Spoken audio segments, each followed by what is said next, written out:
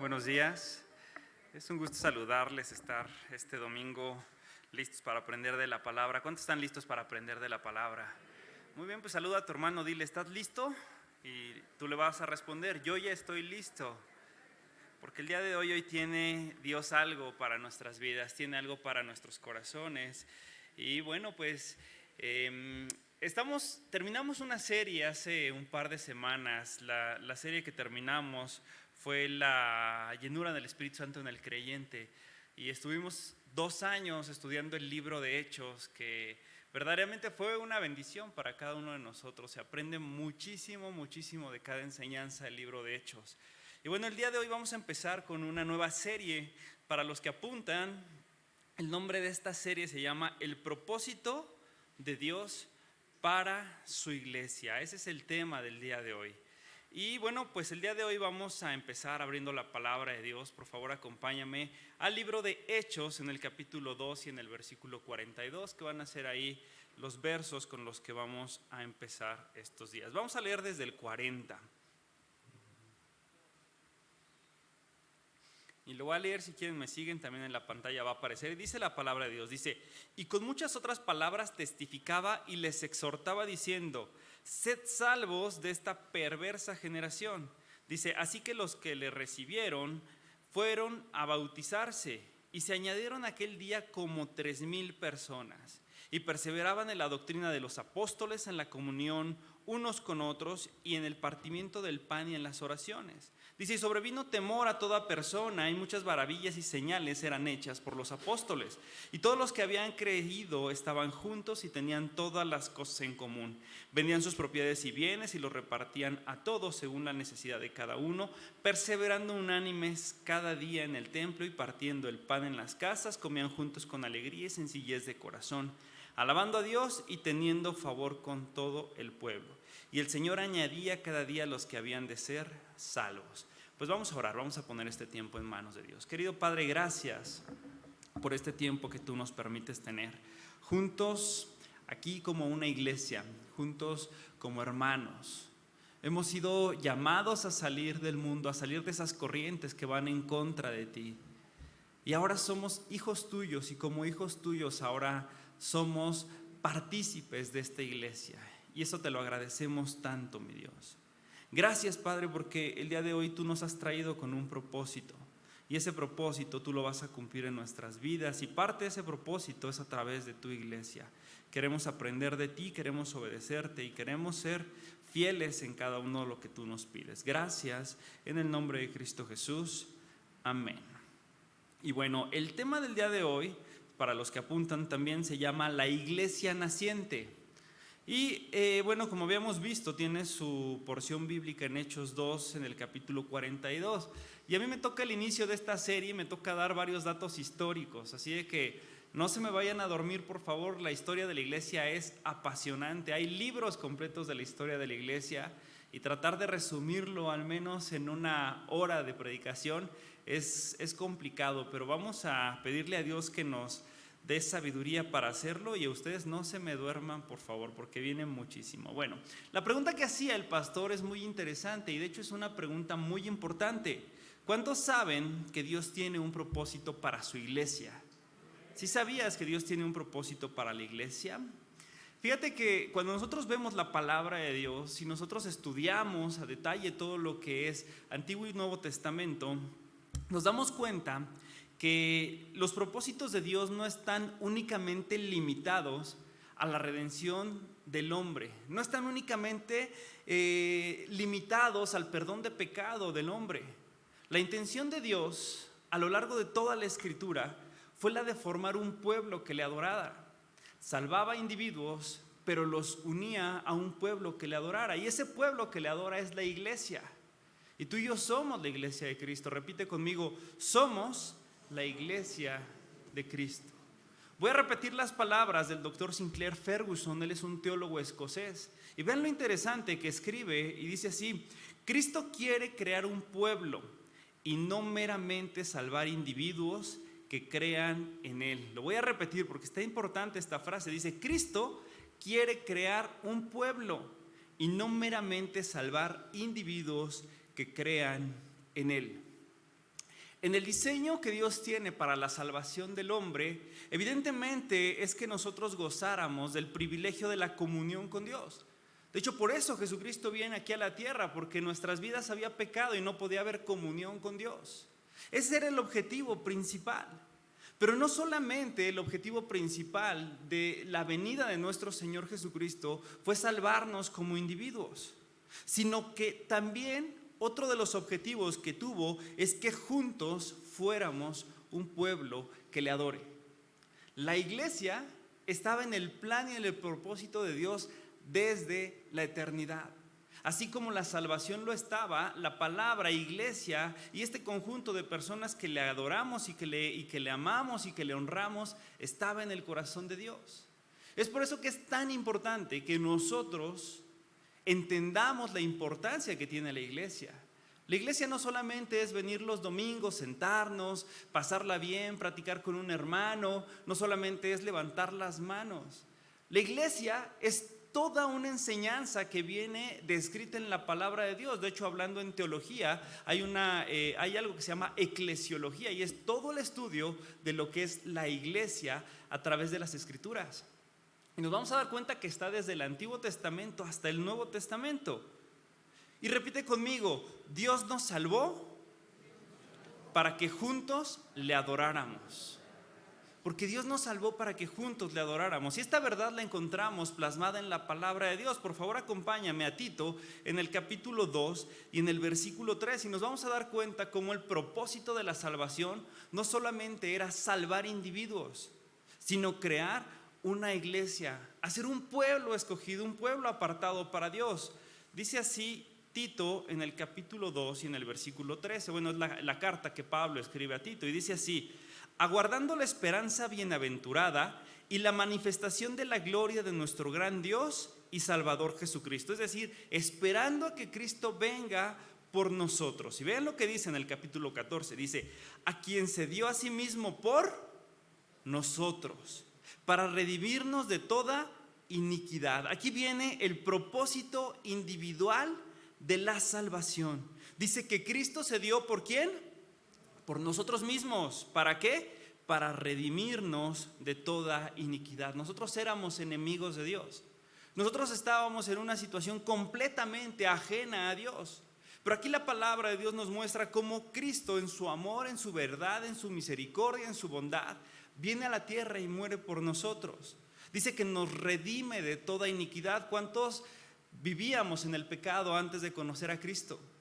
Todos, ¿verdad? Nuestras vidas eran oscuras, nuestro pasado era negro, nuestra forma de pensar era diferente. Pero Cristo viene y cumple el propósito de manera individual en cada uno de nosotros. Pero seguimos leyendo esta carta que Pablo le escribe a Tito en el capítulo 2 y en el versículo 14. Dice: para quien se dio a sí mismo por nosotros. Dice: para redimirnos de toda iniquidad. Y ahora viene una palabra, una letra ahí. Dice: ¿y para qué? Purificar para sí, ¿qué? Un pueblo para posesión suya, celoso de buenas obras. Esa letrita I es sumamente importante, porque Pablo está aquí desarrollando dos objetivos de la salvación. Y muchas veces nosotros no nos damos cuenta que la iglesia tiene un peso sumamente importante en la vida de los cristianos. ¿Por qué tiene un peso? Debe de tener un peso importante en la vida de los cristianos, porque estaba en el plan de Dios la salvación individual, pero también hacer de cada uno de nosotros un pueblo suyo.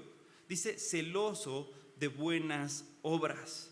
Es decir, además de la redención individual, el plan de Dios era hacernos un pueblo suyo. Repite conmigo: somos el pueblo de Cristo. Y esta verdad la encontramos también escrita por el apóstol Pedro. Acompáñame a la primera carta que escribe Pedro en el capítulo 2 y en el versículo 9.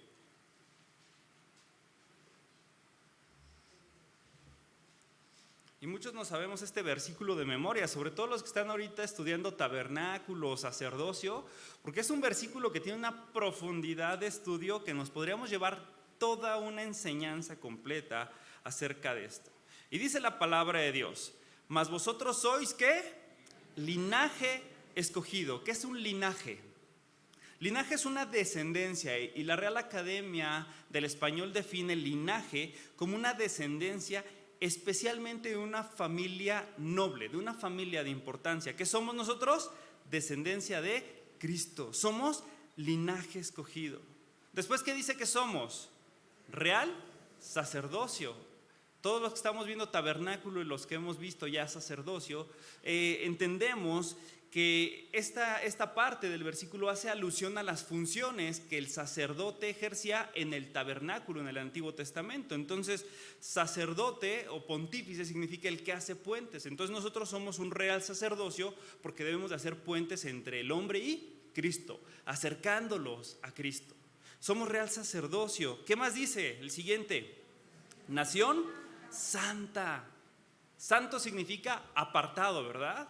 Entonces, cada uno de los que estamos somos apartados para Dios. Y aquí viene lo más importante, por lo menos para esta enseñanza, y dice que somos, repite conmigo, pueblo adquirido por Dios. El propósito de Dios en la salvación era la salvación individual. Sí lo era, sí lo es y sigue siendo el fundamento de nosotros como cristianos. Pero también el objetivo de esa salvación era hacernos un pueblo adquirido por Él. Ser un pueblo especial para nuestro Dios. Dice aquí el objetivo para qué era. Dice para que anunciáramos ¿qué? Las virtudes de aquel que nos llamó a ¿qué? De las tinieblas a su luz admirable. Ese es el objetivo por el cual nosotros somos ese pueblo adquirido por Dios. Y es bien importante que nosotros entendamos un concepto. Porque Dios desde el Antiguo Testamento mostraba que Él tenía un pueblo especial. ¿Quién era ese pueblo especial? El pueblo de Israel, ¿verdad? Cuando Dios tiene un encuentro con Abraham, Abraham estaba en una tierra que se llama Ur de los Caldeos. Abraham en ese tiempo todavía no existía el pueblo de Israel, no existía el pueblo judío, él vivía en una zona pagana. Y se encuentra con Abraham y tienen una conversación y Dios le dice a Abraham, sal de tu tierra y de tu parentela. Dice, y entonces yo te daré una nueva tierra. Dice, y bendeciré en ti a todas las naciones de la tierra. Entonces de ahí empezamos a ver el origen del pueblo de Israel, de la promesa que Dios le da a un hombre íntegro que le buscaba, que le adoraba, a un hombre que no se había corrompido de acuerdo a los estándares de esa tierra. Y entonces tenemos a Abraham como el patriarca del pueblo de Israel. Abraham tiene a un hijo, ¿cómo se llama ese hijo? Isaac, ¿verdad? Y Dios mantiene la promesa con Isaac. E Isaac tiene a dos hijos. ¿Cómo se llamaban sus hijos? Esaú y Jacob, ¿verdad? Entonces vamos viendo el linaje que va teniendo el pueblo de Israel. Y después tenemos a Esaú y Jacob. Y Jacob tiene 12 hijos. Y de esos 12 hijos se forman las 12 tribus de Israel. Y de las 12 tribus de Israel, entonces ahora sí viene este pueblo adquirido por Dios, este pueblo escogido. Dice la palabra de Dios que bendeciré a los que te bendigan y maldeciré a los que te maldigan. Y Dios escoge a un pueblo desde el Antiguo Testamento. Este pueblo adquirido por Dios, o este pueblo escogido, es la sombra y la figura de lo que tendría que venir en el futuro. ¿Quiénes somos ahora? La iglesia de Cristo. El redentor o el liberador del pueblo de Israel o del pueblo judío, ¿quién fue? Moisés, ¿verdad? El pueblo de Israel entra a Egipto y de Egipto ahora se convierte en esclavo. Y entonces Dios le ordena a Moisés que saque al pueblo y entonces nosotros vemos cómo tuvo que sale de Egipto a través de un liberador. Y esa es una figura que nosotros vemos acerca de cómo Cristo iba a redimir a la iglesia y cómo Cristo iba a sacar a la iglesia del lugar donde estaba, del lugar de oscuridad, del lugar de perdición. Entonces podemos ver cómo esta figura habla acerca de la importancia que tenía para nuestro Dios la iglesia y este pueblo especial que somos tú y yo el día de hoy. Somos un pueblo especial, somos un pueblo adquirido por Dios, somos una nación santa, un sacerdocio real. ¿No te da gusto eso? Sí, los vi medio apagados, como que, pues sí, creo que sí somos. No, somos el pueblo adquirido por Dios. Y somos verdaderamente bendecidos porque no solamente hemos sido comprados a precio de sangre, no solamente hemos sido hechos hijos de Dios, sino que en este propósito de la salvación también estaba que tú y yo fuéramos un pueblo, que fuéramos una iglesia. Nosotros podemos ver en la actualidad cómo a la iglesia se le ha menospreciado en muchos aspectos, se hace menos a la iglesia. La misma palabra de Dios reprime a los corintios y les dice: no dejen de congregarse como muchos tienen por costumbre. ¿Por qué? Porque a la gente se le empezaba a hacer muy cómodo no acudir a estas asambleas, no acudir a estas reuniones donde tú y yo estamos sentados. Y la gente menospreciaba en este tiempo, en los corintios, y sigue pasando en la actualidad, que menospreciaba la comunión con la iglesia. Y decía: bueno, voy uno, aprendo de la palabra y falto 3. Me lleno del Espíritu Santo y a mí me rinde como para 3 semanas porque yo soy bien espiritual. Pero la realidad es que no es así. La realidad es que somos verdaderamente bendecidos de poder estar en un lugar donde reunirnos. Somos verdaderamente bendecidos de poder tener al lado una persona que, así como yo, busca alabar a Dios. Somos verdaderamente bendecidos de poder nosotros estar en un lugar donde se busca y se adora a Dios. Y eso lo tenemos que valorar nosotros como algo muy especial. Como algo muy, muy, muy especial, porque la iglesia estaba en el plan de Dios desde la eternidad y desde la salvación. Fíjense, quiero que leamos Juan en el capítulo 17 y en el versículo 11 para que veamos la importancia que para nuestro Señor Jesucristo tenía la iglesia. No solamente para nuestro Señor Jesucristo tenía la importancia de la salvación, de cumplir un ministerio, sino que en el corazón de nuestro Señor Jesucristo ya estaba la oración por la iglesia. Juan 17:11 nos narra una oración o una plática que tiene Dios con el Padre. Y vamos a leer lo que dice. Dice así, dice: ya no estoy en el mundo. Dice: pero ellos sí están en el mundo. Aquí se está refiriendo a nuestro Señor Jesucristo cuando Él ya va a ser llevado al cielo. Dice: pero ellos sí están en el mundo. Aquí se refiere a sus discípulos. Dice: y yo voy para ti, Padre Santo. Guárdalos ¿en qué? En tu nombre. En el nombre que me has dado, ¿para que qué? Para que sean uno, así como ¿quién? Como nosotros. Y vamos a leer el 20, ¿sale? Dice: mas no ruego solamente por estos, sino también por los que ¿qué? Han de creer en mí por la palabra de ellos. Fíjate qué importante era para nuestro Señor Jesucristo la iglesia.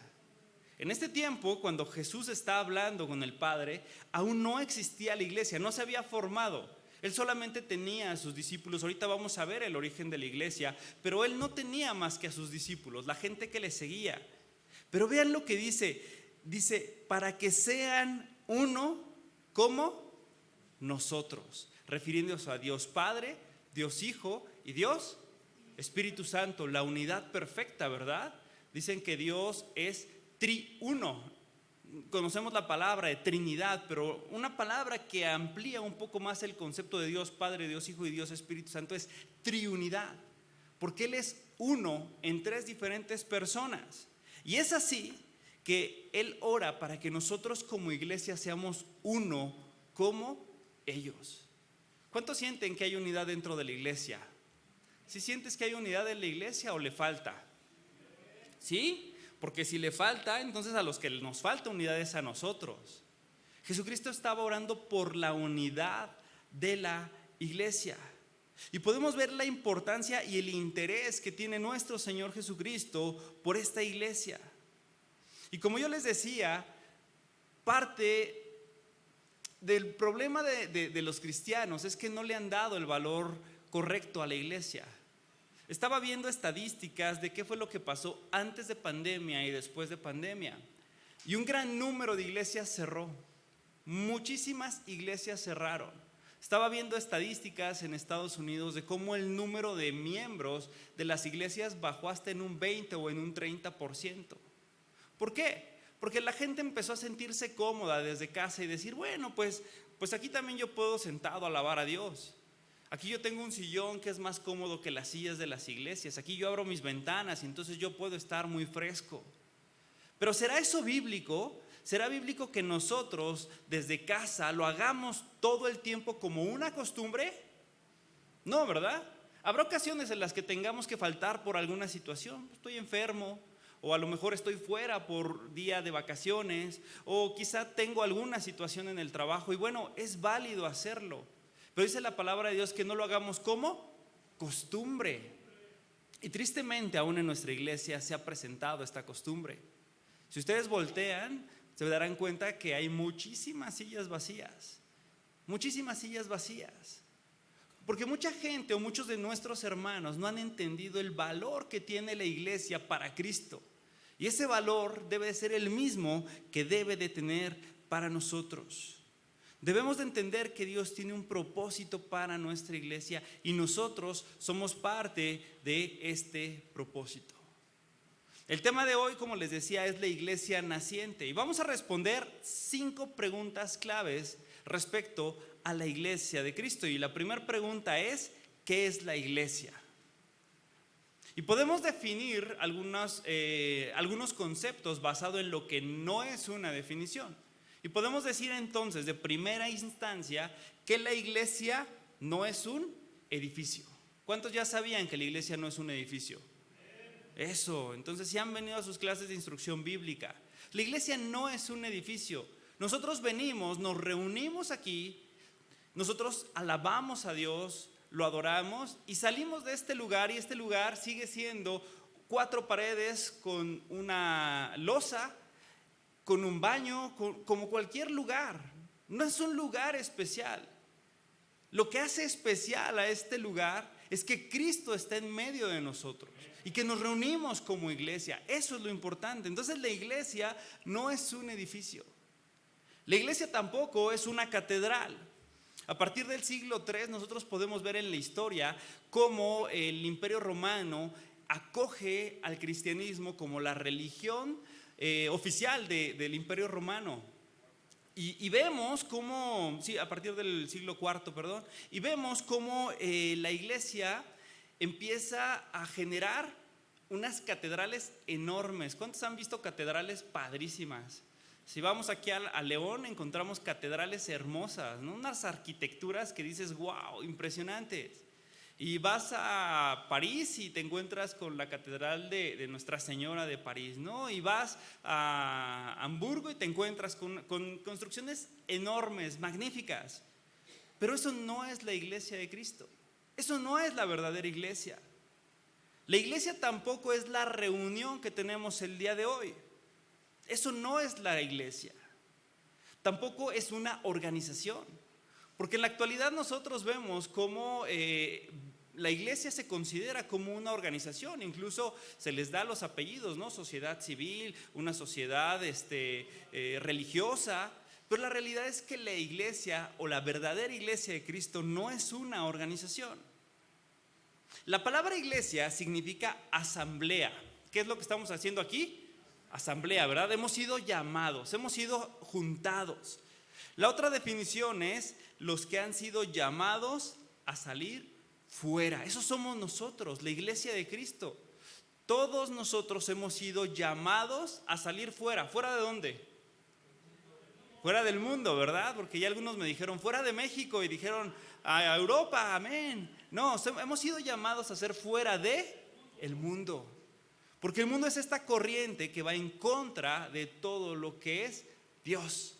Y nosotros hemos sido llamados a ser fuera, a ir fuera. Entonces, si nosotros quisiéramos definir la iglesia, la podríamos definir como el conjunto de hombres y mujeres que han sido llamados por Dios y que han respondido a ese llamado. ¿Cuántos han respondido a ese llamado? Levanta tu mano si has respondido a ese llamado. Entonces, si tú has respondido a ese llamado, tú eres la iglesia de Cristo. Repite conmigo, yo soy la iglesia de Cristo. Todos los que hemos creído en nuestro Señor y en nuestro Salvador somos parte de la iglesia de Cristo. Los que hemos nacido de nuevo, los que hemos declarado que Señor Jesucristo es nuestro Salvador, que le hemos reconocido como Señor de nuestras vidas. Eso es la iglesia de Cristo, el conjunto de personas que nos encontramos aquí y que hemos sido nacidos de nuevo. Y entonces aquí nosotros podemos ver que no importa el lugar geográfico en el que nos encontremos, la iglesia de Cristo puede y más bien pasa todas las barreras geográficas, pasa barrera de nacionalidad, pasa barrera de régimen social, pasa barrera económica, de idioma. La iglesia de Cristo pasa todas las barreras que nosotros pudiéramos tener. Si una persona en China responde al llamado de Dios y lo reconoce como Señor y Salvador, pues es entonces parte de la iglesia, ¿verdad? Y si una persona de China, Cantepec, de aquí a unos metros, también responde al llamado, es parte de la iglesia de Cristo. ¿Estamos de acuerdo? Si una persona en Nueva York responde al llamado, es parte de la iglesia de Cristo. Y diría mi esposa, y los de Tolu York también. Traspasa todas las barreras que nosotros pudiéramos poner. Y la palabra de Dios habla extensamente acerca de la iglesia de Cristo. Y algo que a mí me encanta es que la iglesia de Cristo la podemos considerar como un organismo vivo. Como un organismo vivo. Repite conmigo, la iglesia es un organismo vivo. Y vamos a leer por qué la palabra de Dios nos muestra que la iglesia es un organismo vivo. No dice tal cual que sea un organismo vivo, pero vamos a leer qué dice la primera carta a Corintios en el capítulo 12 y en el versículo 12.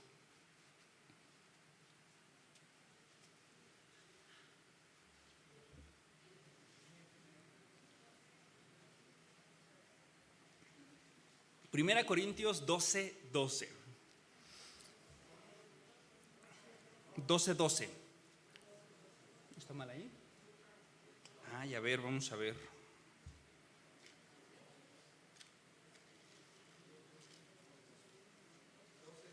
12, 12. Yo creo que está mal ahí el número nada más.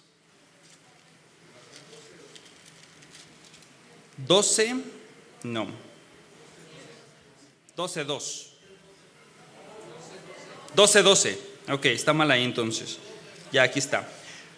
Bueno, se los voy a leer, no se me pierdan ni pongan atención. Dice así: porque así como el cuerpo es uno y tiene muchos miembros, pero todos los miembros del cuerpo, siendo muchos, son un solo cuerpo, así también ¿quién?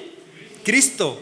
Dice, porque por un solo espíritu fuimos todos bautizados en un cuerpo, sean judíos o griegos, sean esclavos o libres, a todos se nos dio a beber de un mismo espíritu. Vamos a leer el 14, dice, además, el cuerpo no es un solo miembro, sino muchos. Y nos vamos ahí hasta el 26, dice, de manera que si un miembro padece, todos los miembros se duelen con él, y si un miembro recibe honra, todos los miembros con él se gozan. Dice, vosotros sois pues, ¿qué? Cuerpo de Cristo y miembros cada uno en lo particular. Entonces podemos sacar de esta definición o de estos versículos que la iglesia es un organismo vivo. La iglesia no es una organización, aunque puede funcionar como una organización, pero es un organismo vivo. ¿Por qué? Porque está integrado por la vida de cada uno de los elementos que han encontrado en Cristo, su Señor y Salvador. Si tú estás vivo y perteneces a la iglesia de Cristo, entonces tú haces que la iglesia de Cristo sea un organismo vivo. No es un organismo físico, es un organismo espiritual, porque cada uno de nosotros aporta algo para la iglesia. Y la pregunta es, ¿estás aportando algo para la iglesia de Cristo? Y no me respondas, solo piénsalo. ¿Estás aportando algo para la iglesia de Cristo? Porque aquí la palabra de Dios nos muestra que todo cuerpo, todo organismo tiene diferentes órganos, tiene diferentes partes y cada parte tiene una función específica. Si una parte del cuerpo se duele o se lastima, la otra se duele. Pero así como una parte del cuerpo cumple una función, vamos a hablar del cerebro. Y el cerebro puede decir, no, pues yo soy el más importante de todo el cuerpo. Pero entonces dice el corazón, bueno, pues si tú no quieres funcionar o si tú te crees el más importante, yo ya no lato sangre, a ver cómo te alimentas. Y dice el cerebro, no, pues ya no soy tan importante. Y de repente dice el hígado, sí, tu corazón te crees el mejor. Pero entonces, si yo no filtro la sangre, entonces la sangre te va a llegar sucia y descompuesta. Y así cada órgano tiene una diferente función. Y cada órgano aporta una actividad esencial para que ese cuerpo funcione. Y la palabra de Dios nos dice que ¿quién es la cabeza del cuerpo? Cristo es la cabeza del cuerpo. Y cada uno de nosotros somos esos miembros que hace que la iglesia de Cristo sea un organismo vivo y funcione de una manera correcta. El día de ayer estaba en el trabajo y estaba sacando unos papeles y metí mi mano en un lugar donde había muchas hojas y sentí una rebanada aquí en el dedo. Y el tamaño de la cortada que me hice, les prometo que es de medio centímetro, más o menos. Y sangró como si me hubieran cortado la aorta. Y sangraba, y sangraba, y sangraba. Yo decía, me arde, me arde, me arde. Y me la apretaba. Tuve que dejar de hacer todo lo que estaba haciendo. Estaba trabajando en la computadora, porque por esta pequeña herida de 4 centímetros no pude avanzar. Por fin dejó de sangrar. Dije, bueno, ya puedo seguir trabajando. Pero ahora sentía cómo se me abría la carne. Abría y cerraba. Yo decía, no puede ser. Y me empezaba a arder. Bueno, lo que tuve que hacer ayer de manera muy práctica es colocar cola loca en mi dedo. Y con eso pude trabajar. Y con eso pude estar bien. Pero si se dan cuenta, un órgano tan pequeño como el dedo limitó todas las funciones de lo que yo tenía que hacer en un cierto tiempo. Cuando la iglesia de Dios, uno de los miembros se duele, el resto del cuerpo también se duele. Cuando pasamos por una situación difícil, si nuestra iglesia está verdaderamente unida, entonces nos doleremos con los que están pasando por un momento de dificultad. Así como también la palabra de Dios dice que si estamos en alegría, pues el resto del cuerpo está en alegría. ¿Cuántos hemos vivido situaciones difíciles con hermanos de aquí de la iglesia? El fallecimiento de algún familiar, una enfermedad, falta de trabajo, alguna necesidad personal, algún problema en la familia. Nuestro Dios Jesús oraba, decía, para que sean uno como nosotros, hablando acerca de la unidad familiar, de la unidad de la iglesia. Nosotros tenemos que ser esa iglesia que se una, que se duela con los que se duelen, que se alegre con los que se alegran, pero que seamos unidos unos con otros. Uno de los sentimientos más frecuentes dentro de las iglesias cristianas, y aunque parezca algo que no es creíble, es que hay soledad dentro de la iglesia. Y hay mucha gente que viene a las iglesias, puedo hablar de esta o de cualquier otra iglesia, y se sienten solos. Llegan y se sienten como que nadie les ha hablado, como que nadie ha estado al pendiente de ellos. Y eso es algo muy frecuente. Y es así que nosotros, como miembros de la iglesia, como parte del cuerpo de Cristo, pues a lo mejor unos seremos la lengua, ¿verdad? Y le mandaremos ahí un texto de voz y le diremos, hermano, ¿cómo estás? O a lo mejor otros seremos los dedos y mandaremos un mensaje de WhatsApp y le diremos, hermano, ¿cómo te sientes? ¿Te está pasando algo? Pero todos podemos hacerlo. Todos podemos hacerlo. Así como ustedes algún día me pueden escribir y me pueden decir, oye Raúl, ¿cómo estás? Te veo cansado, te veo apagado. A lo mejor yo lo haré con ustedes. Pero la iglesia de Cristo tiene que ser una. Tenemos que ser unidos. Tenemos que cumplir con las funciones que Dios nos ha dado. ¿Cuántos quieren ser esos órganos de la iglesia que puedan unir a los demás? Es importante en la iglesia de Cristo. La segunda pregunta que nosotros tenemos que contestar es, ¿quién formó la iglesia? Ya vimos qué es la iglesia. La iglesia somos todos los que hemos sido llamados, los nacidos de nuevo. Ahora la pregunta es, ¿quién formó la iglesia? Bueno, aquí hay varias discusiones porque teológicamente la iglesia tradicional, el catolicismo romano, afirma que el origen de la iglesia se da en ¿quién? En Pedro, ¿verdad? Dicen que él es el primer papa, que él es el primer encargado de administrar la iglesia de Dios. Los historiadores, muchos historiadores dicen que el origen de la iglesia es en Pablo, porque Pablo fue el que fundó las diferentes iglesias a lo largo de varias ciudades. Y otros historiadores difieren y dicen que fue Constantino, porque Constantino fue el que arropó al cristianismo como parte de la iglesia del pueblo romano. Sin embargo, vamos a leer Mateo 16, 18, para que a la luz de la palabra nosotros veamos quién es el fundador de la iglesia de Cristo. No, ya les di la respuesta. Es esas preguntas retóricas que en la pregunta viene la respuesta, ¿verdad? Bueno, vamos a leer Mateo 16, 18.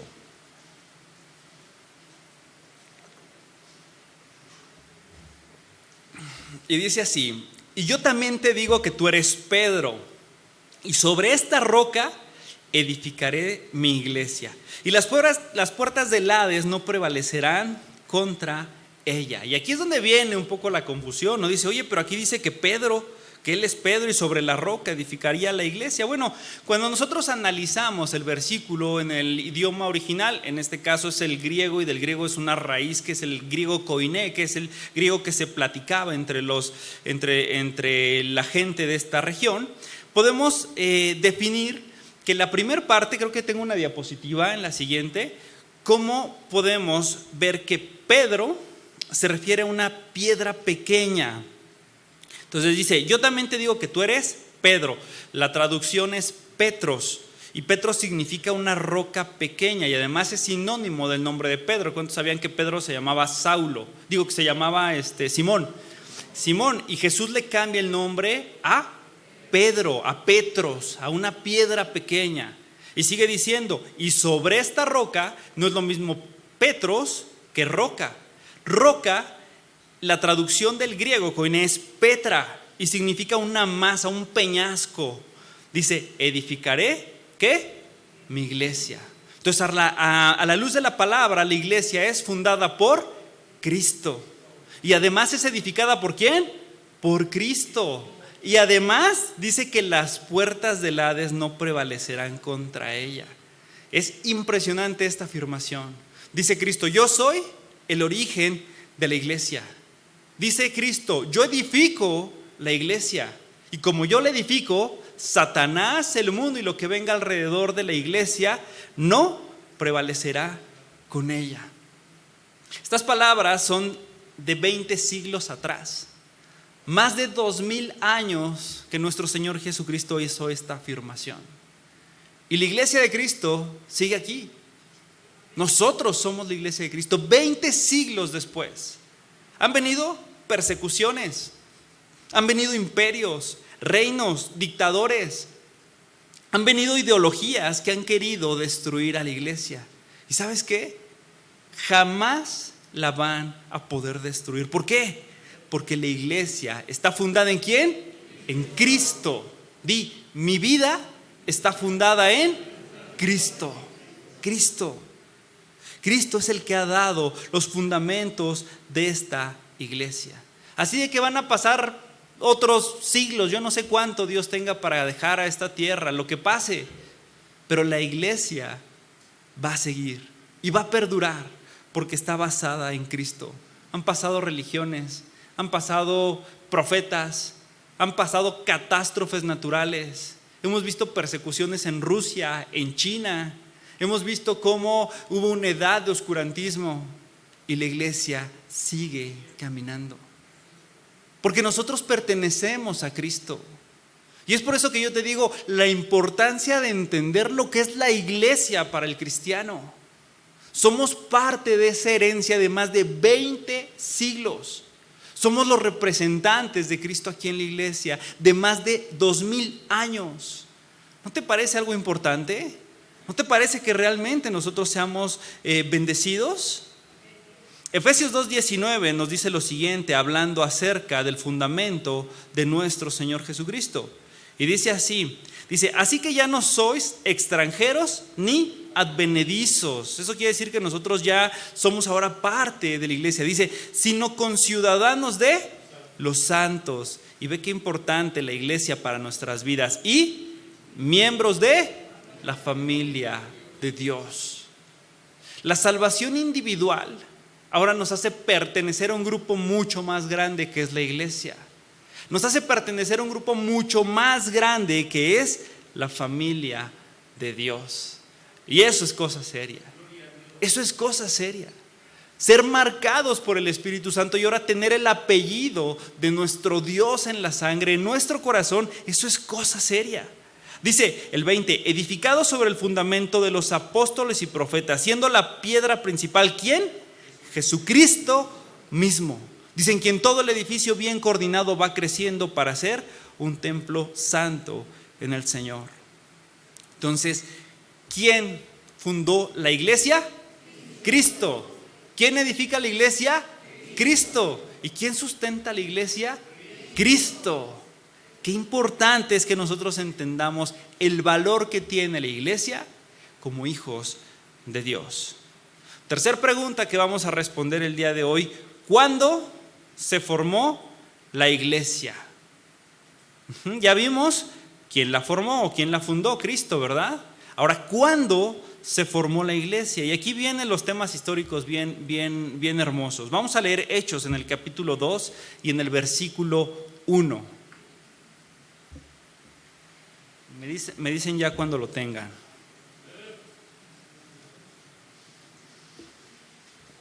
Dice: cuando llegó el día de Pentecostés estaban, ¿qué? Perdón, todos unánimes juntos. Dice, y de repente vino del cielo un estruendo como un viento recio que soplaba. Dice, y llenó toda la casa donde estaban sentados. Y se les aparecieron lenguas repartidas como de fuego, asentándose sobre cada uno de ellos. Dice, y fueron todos llenos del Espíritu Santo y comenzaron a hablar en lenguas, según el Espíritu les daba que hablasen. Históricamente, la iglesia tiene su origen en el día de Pentecostés. ¿Qué es lo que sucede? Nuestro Señor Jesucristo está aquí en la tierra, está 3 años con sus discípulos, les enseña, les muestra todo lo que es el reino. Sin embargo, al parecer los discípulos eran medio cabezaduras, y lo digo con amor. Pero es que la realidad es que en cuanto nuestro Señor Jesucristo es apresado, ¿qué hacen los discípulos? Lo dejan solo. En el peor momento, 3 años compartiendo con Él, día y noche, enseñanzas, comida, viendo milagros. ¿Eran cabezadura o no eran cabezadura? Así como nosotros a veces. Repite conmigo: a veces soy cabezadura. Pues entonces los discípulos huyen y dejan al maestro solo. Entonces viene todo lo que es la muerte de nuestro Señor Jesucristo, la crucifixión, este sufrimiento que tiene que padecer Él solo. Pero no se queda ahí todo, sino que nuestro Señor Jesucristo al tercer día resucita por obra del Espíritu Santo, cumpliendo las profecías y en ese momento haciendo que nosotros ahora podamos tener acceso al Padre. Sin embargo, cuando nuestro Señor Jesucristo resucita, tiene que pasar un tiempo en la tierra. Después de resucitar, ¿cuántos días estuvo nuestro Señor Jesucristo aquí en la tierra? ¿Cuántos saben? 40 días, ¿verdad? 40 días estuvo trabajando con sus discípulos. 40 días con sus discípulos. Y les da una indicación bien importante. Lo vamos a leer en Hechos 1:4.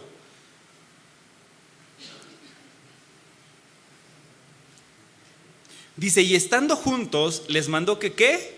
Que no se fueran de Jerusalén, sino que esperaran la promesa del Padre, la cual les dijo, oíste de mí.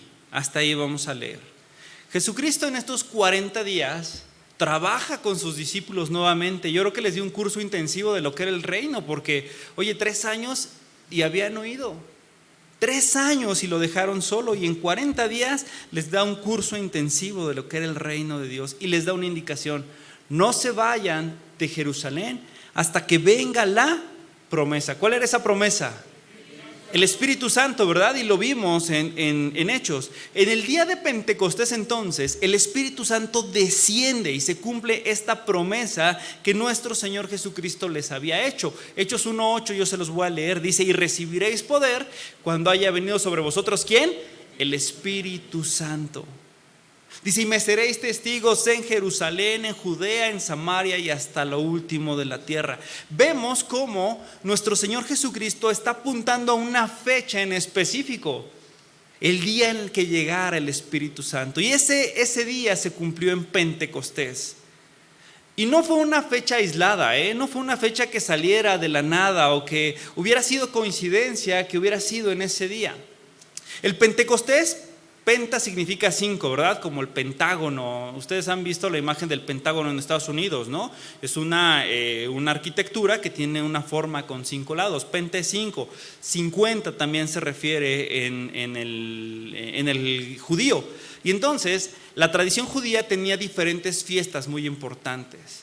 La fiesta de la Pascua era la principal fiesta, ¿verdad? Donde se celebraba como Dios los había sacado con mano poderosa de Egipto.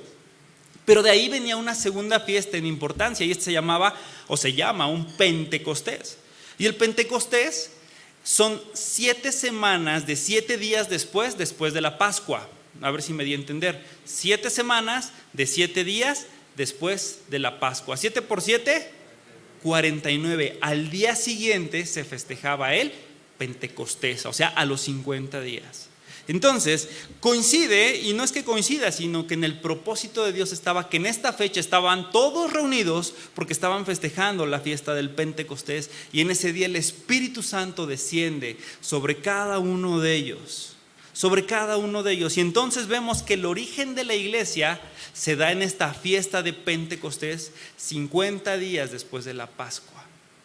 Otro dato que es bien importante es que el Pentecostés también celebraba el día en que Dios le dio al pueblo de Israel las tablas de la ley. Cuando Moisés estuvo en el monte Sinaí, estuvo ahí durante 40 días. 40 días significa preparación. Estuvo 40 días y le da las tablas de la ley a Moisés. El Pentecostés también festejaba esta fecha, y entonces en el Antiguo Testamento el Pentecostés celebraba cómo Dios había dado la ley al pueblo de Israel, y ahora en el Pentecostés cómo Dios había dado al Espíritu Santo a su iglesia. Y es así que se inaugura la primera iglesia de la historia de la humanidad. Está padrísima la historia. El día de Pentecostés conmemora como nuestro Señor Jesucristo da el Espíritu Santo a la iglesia. Y ahora tú y yo, que somos la iglesia, tenemos al Espíritu Santo morando ¿en dónde? En nuestros corazones. Primera carta a Corintios, capítulo 12 y versículo 13 nos afirma esta verdad.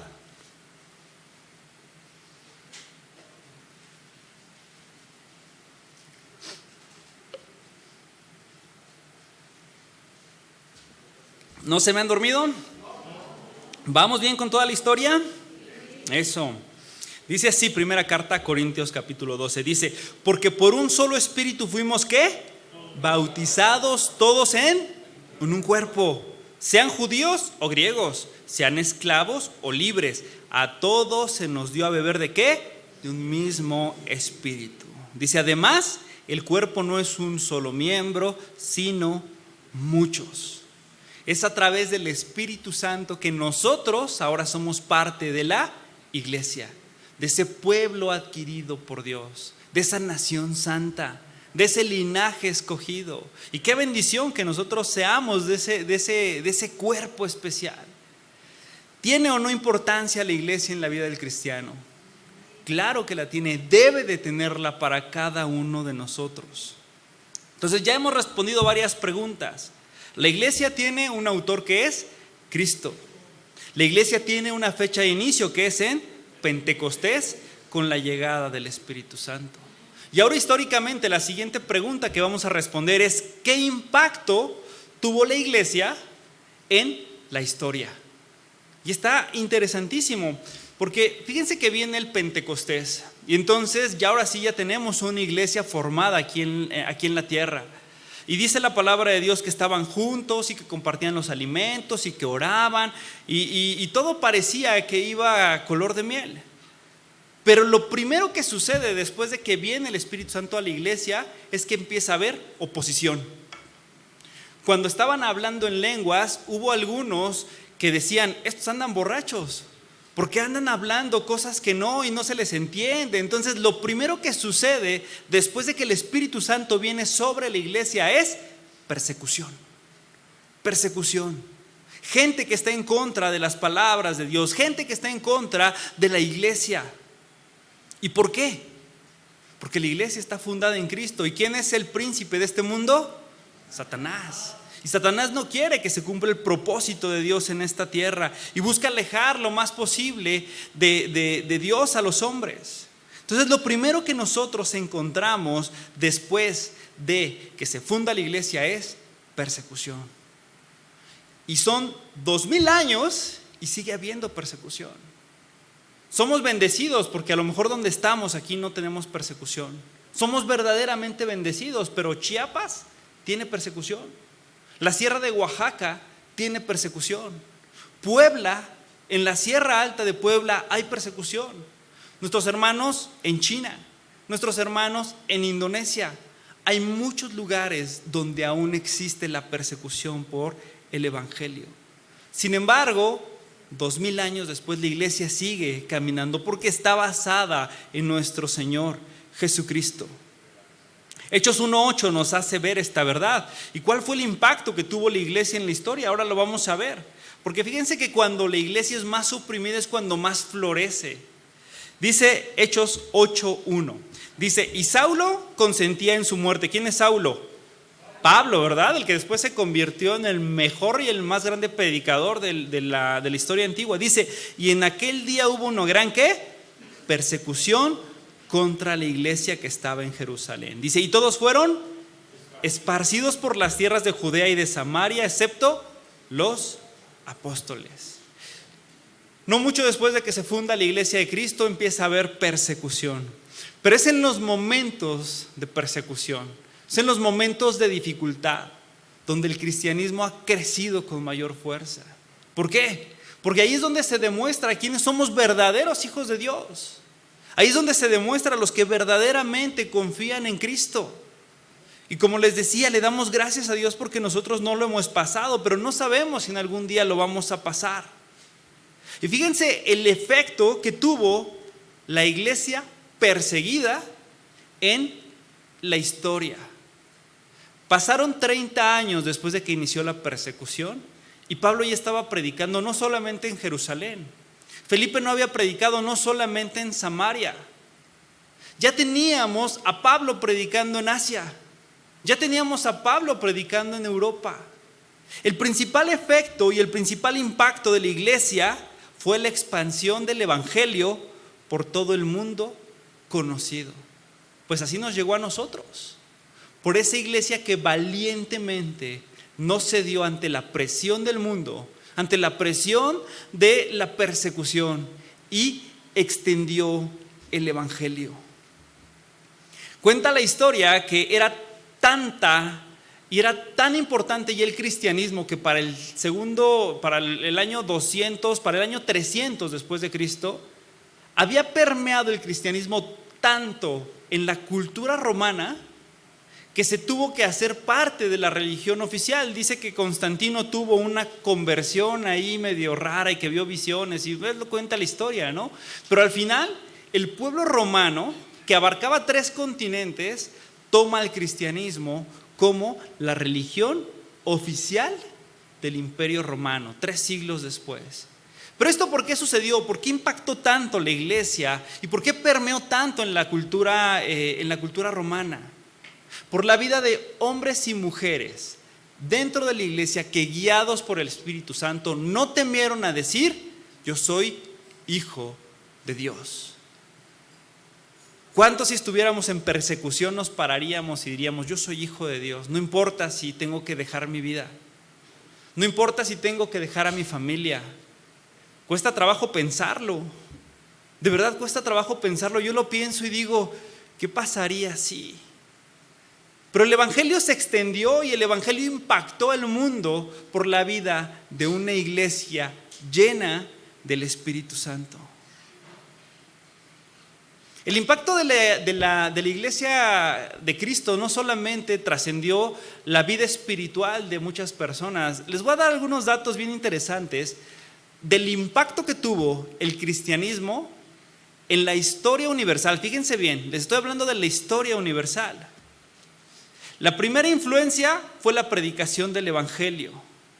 Pero de ahí nosotros vemos cómo el cristianismo, desde sus orígenes, se extendió como una reforma social al mundo conocido. Las palabras de Jesús de bienaventurados los pobres de espíritu, los que lloran, los mansos, los pacificadores, los que tienen hambre y sed de justicia, bienaventurados los afligidos, hizo que la gente o los cristianos, de acuerdo a las enseñanzas de nuestro Señor Jesucristo, voltearan a ver a los menos protegidos, a los enfermos, voltearan a ver a las viudas, voltearan a ver a la gente que estaba discapacitada. El cristianismo generó una reforma social de acuerdo a las enseñanzas de nuestro Señor Jesucristo. Nuestro Señor Jesucristo enseñó acerca de el lugar que tenía que tener la mujer. Nuestro Señor Jesucristo fue el promotor de la verdadera dignidad de la mujer. En ese tiempo, estamos hablando de hace 20 siglos, la religión judía consideraba a la mujer como un cero a la izquierda. Pero nuestro Señor Jesucristo, un verdadero hombre, un verdadero hijo de Dios, un radical en su tiempo, dignificó a la mujer. Provocó escándalo porque para los romanos y para los judíos eso era impensable. ¿Cómo tener dentro de la gente que le seguía mujeres? Era algo impensable en ese tiempo. Incluso para sus mismos discípulos, cuando María derrama el perfume delante de él, le dicen: ¿cómo permites que una mujer? Cuando Jesús le habla a la mujer que lleva el agua y le hace saber acerca de su vida, los discípulos estaban sacados de onda. Pero nuestro Señor Jesucristo fue un verdadero radical que promovió la verdadera dignidad de la mujer. Mujeres endemoniadas, enfermas, adúlteras, jóvenes, ancianas, encontraron en Jesús a un libertador de las cadenas que la sociedad les imponía. Ese fue nuestro Señor Jesucristo, y el impacto que tuvo en la vida de miles y millones de mujeres en este tiempo. El cristianismo impulsó la alfabetización. El cristianismo impulsó el funcionamiento de hospitales. El cristianismo impulsó el arte, impulsó la arquitectura, la ciencia moderna. La iglesia cristiana fue el origen de las principales universidades del mundo: Cambridge, Yale, Oxford, Harvard. Las principales universidades del mundo en sus inicios eran lugares para que los hombres de Dios fueran instruidos.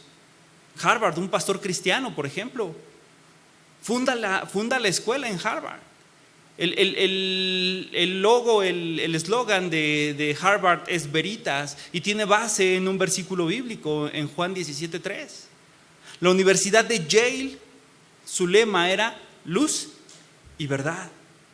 La Universidad de Princeton, por ejemplo, en Nueva York, una de las más grandes universidades de Estados Unidos, tiene su origen en una iglesia presbiteriana. El impacto de la iglesia de Cristo en la historia universal es infinito. No podríamos pensar en la historia el día de hoy sin haber pensado en la iglesia de Cristo. Obras de arte, la música cristiana, teorías, por ejemplo, el cálculo matemático. ¿Quiénes les duele la cabeza cuando hablamos de cálculo? A mí me duele la cabeza nada más de pensar en cálculo diferencial. Bueno, Isaac Newton fue el hombre que describió el cálculo matemático, pero Isaac Newton no solamente fue un físico, fue un teólogo. Y estaba viendo las estadísticas de Isaac Newton, dicen que de 3.400.000 palabras que escribió, fíjense, hasta contaron sus palabras, el 70% fueron dedicadas a la teología. Solamente 1.000.000 de sus palabras fueron escritas para la ciencia. Fue un teólogo antes que un científico. La iglesia de Cristo ha dado mucho a la historia universal. La historia de la humanidad está plagada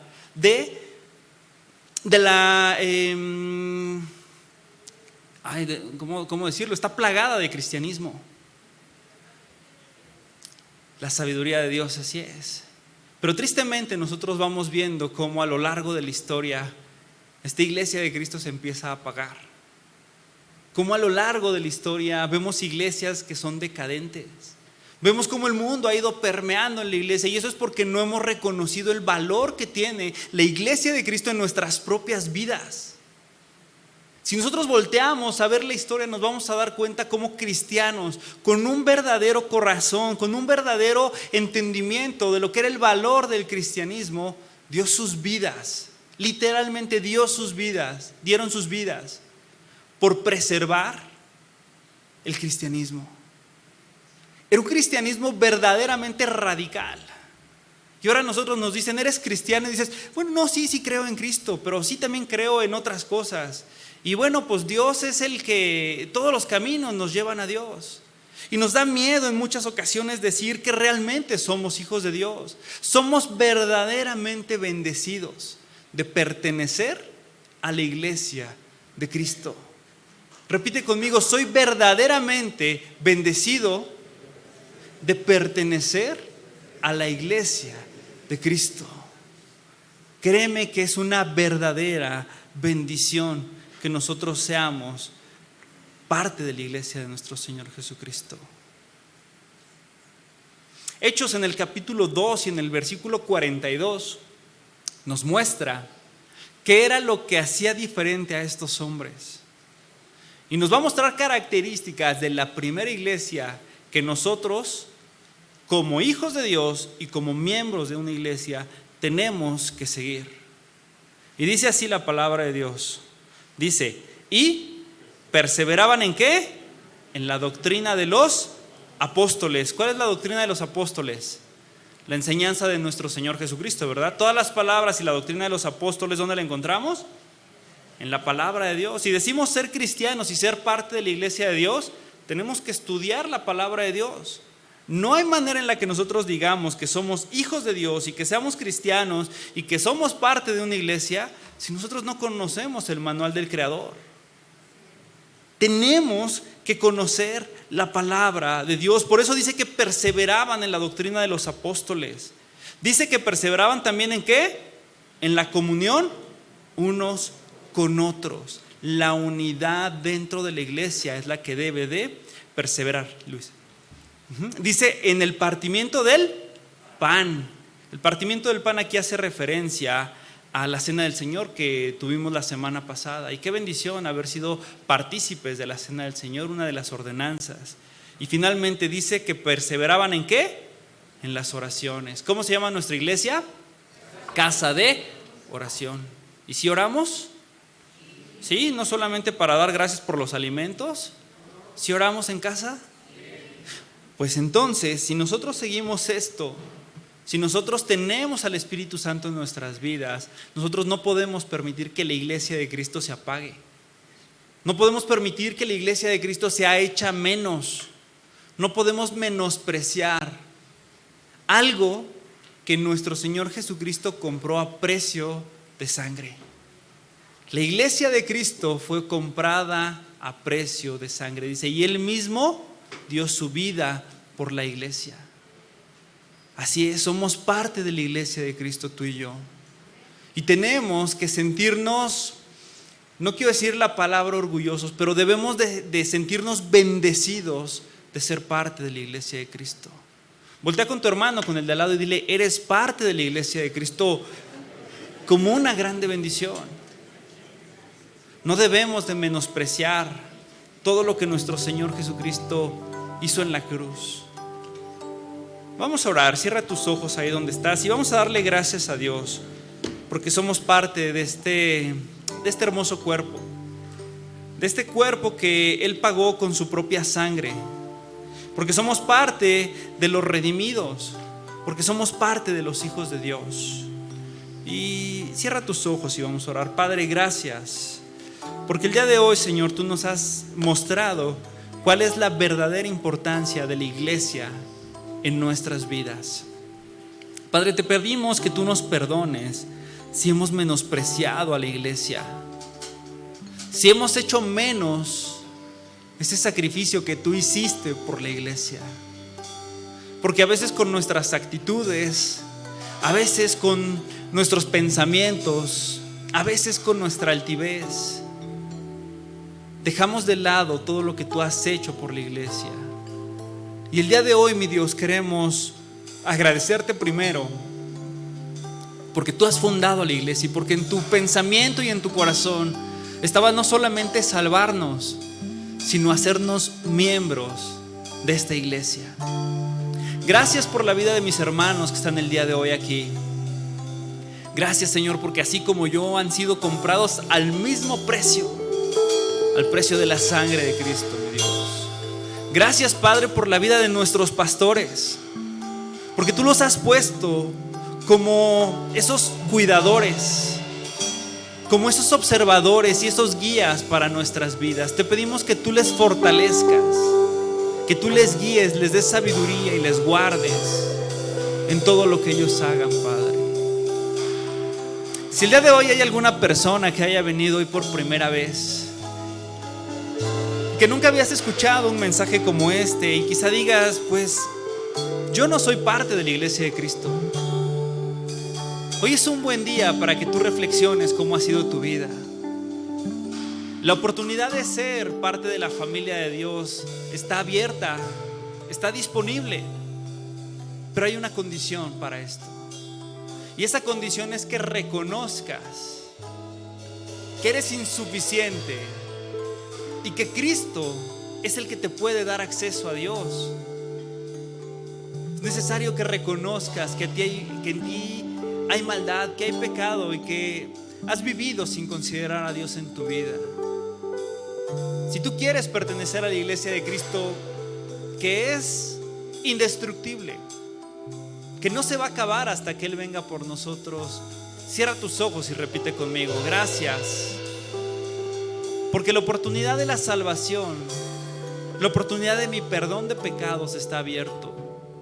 Y yo quiero reconocerte como mi Señor y como mi Salvador. Y quiero ser perdonado de pecado. Y quiero que tú, Cristo, mores en mi corazón.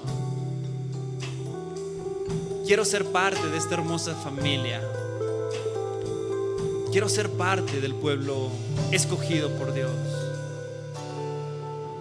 Gracias, Señor. Gracias por este tiempo. Gracias por tu palabra. Gracias, mi Dios, por la iglesia que tú has creado y que has constituido y que ahora somos parte de ella. Gracias, Padre. Vamos a ponernos de pie y vamos a adorar a Dios y vamos a decirle que somos sus hijos. Cierra tus ojos ahí donde estás y canta con nosotros.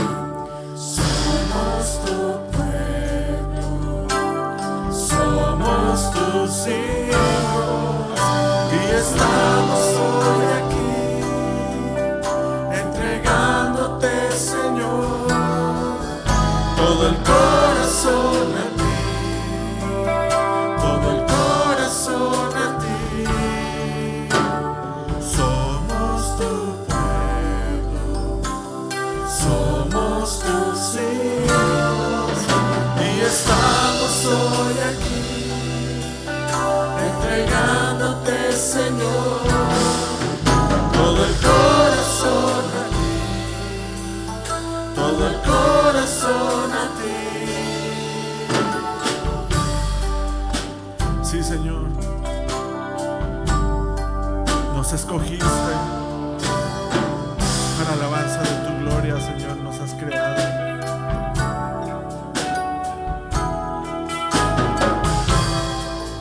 Y tú pides de nosotros que te entreguemos el corazón, Señor. Y aquí estamos, entregándote el corazón.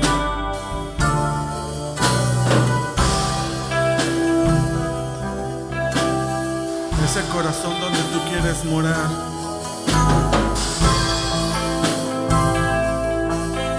Levanta tus manos y adórale y dile: aquí estoy.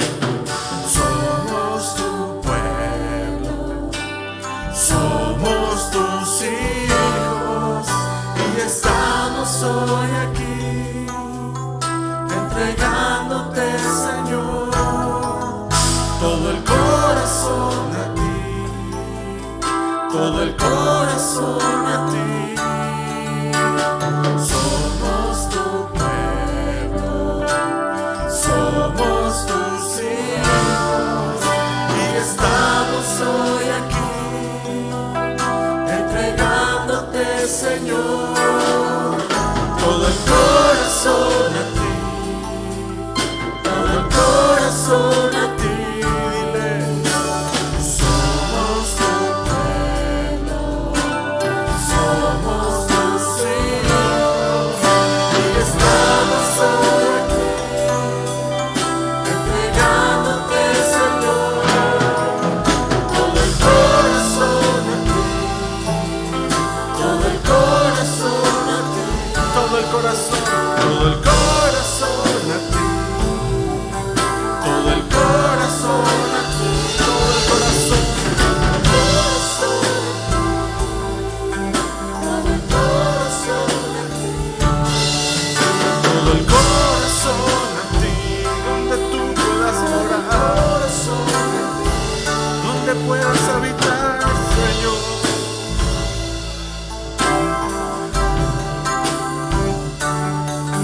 Todo el corazón a ti, todo el corazón a ti.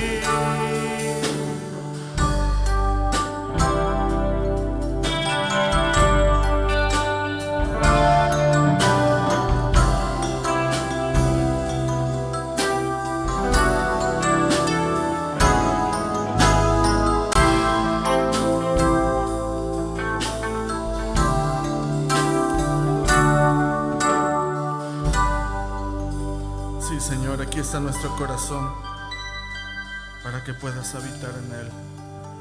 Te lo entregamos. Gracias, Señor. Gracias.